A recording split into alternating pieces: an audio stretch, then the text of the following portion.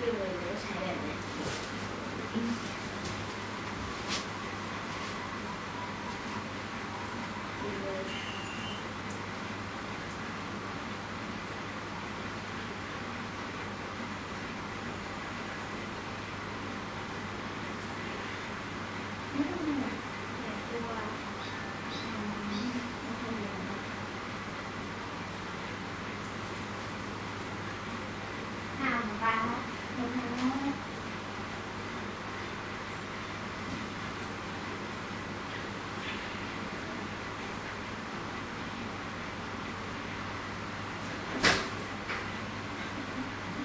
เราเอาไม่ได้เขียนมาก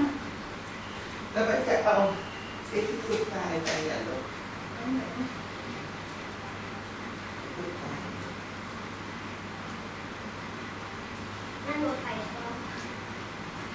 อ๋อในยูถ่ายเป็นวิดีโอไว้เลยนะเนี่ย ครับกำลังให้อาหารลูกพอดีเลยครับแล้วติดตัวเราอยู่ให้ข้างล่างครับนี่นะกะเกาะอยู่นั่นแหละคาบเหยื่ออยู่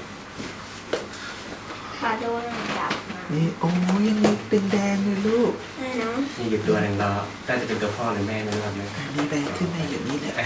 ขึ้นมาเย็นแบบนี้เลยแล้วมันเตะกล้องนะ มันจริงด้วย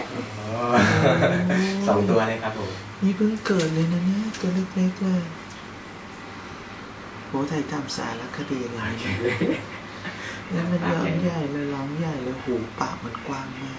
ทำไมมันร้องสั่นเลย